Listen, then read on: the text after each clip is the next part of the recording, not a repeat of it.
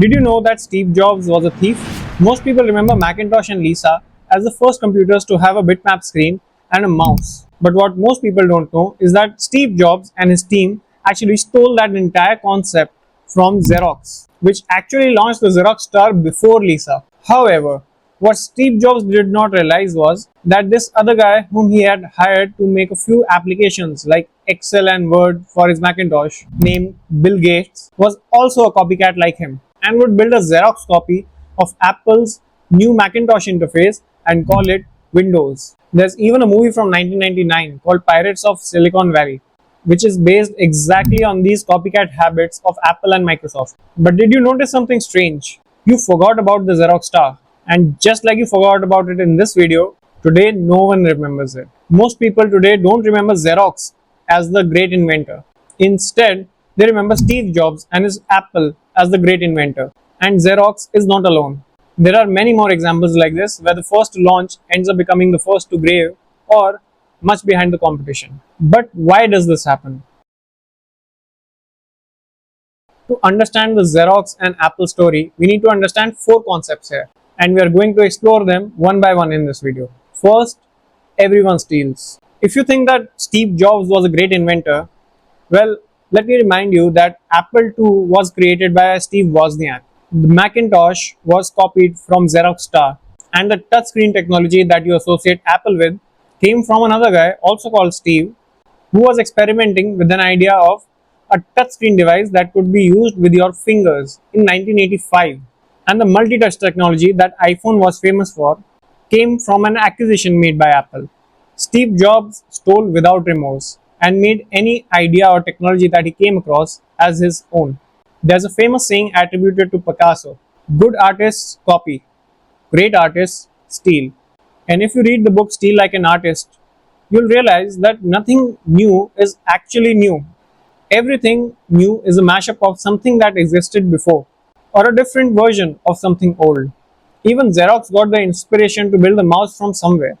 The difference between inspiration and stealing is that the inspired version has some new twist to it that doesn't immediately remind you of the original, and that credits are given wherever due. The second point you need to understand is that the perfect idea doesn't exist. Ideas never come fully formed on day one. It evolves over time by trying things and trying to solve problems that come in the way.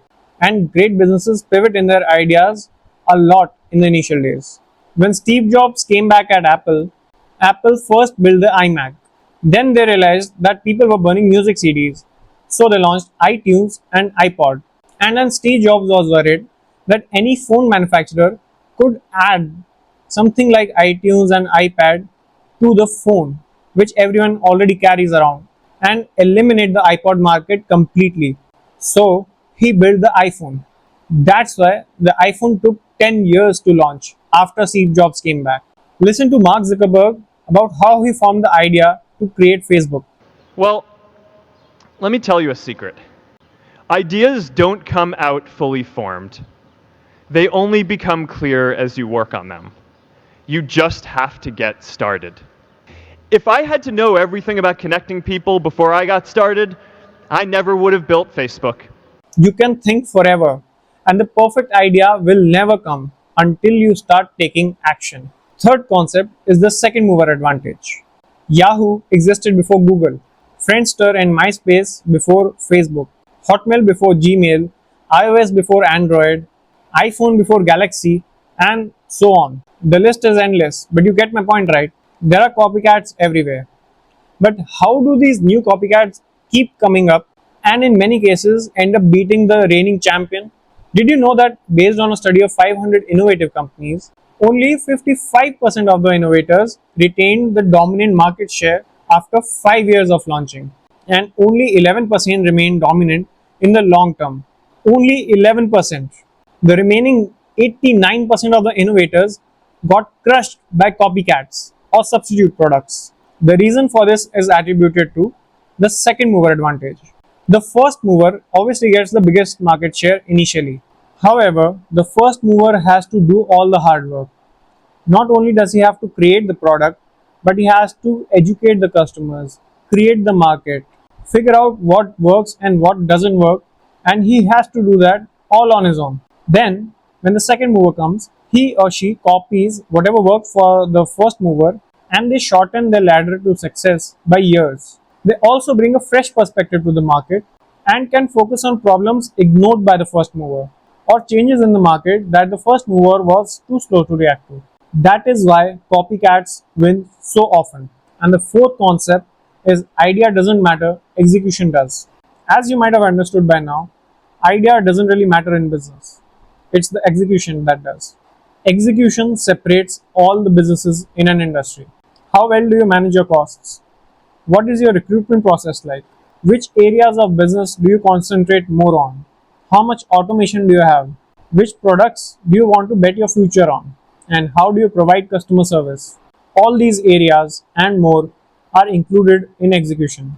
This is what separates unicorns from the crash and burns, the winners from the losers. The best example of this is Indigo Airlines. It is by far the most efficient airlines in India. It is so efficient that even after the December 2025 fiasco of flight cancellations due to staff shortages, it still ended that year as the airlines with the fewest delays. They have optimized their operations so much that they enjoy two-third market share in India, and it's all because of execution. Now, if you are thinking of starting a business, you might think that okay, idea doesn't matter, sure, but where do I begin? I still need an idea of where to begin, right? Well, a good way to figure out where to start is to look at all the products and services being offered around you and try to figure out which one of these are either overpriced, not good enough, or both. And another way to generate ideas step by step is given in this video right here. Subscribe to this channel for more such videos and I'll see you next in this video. See you.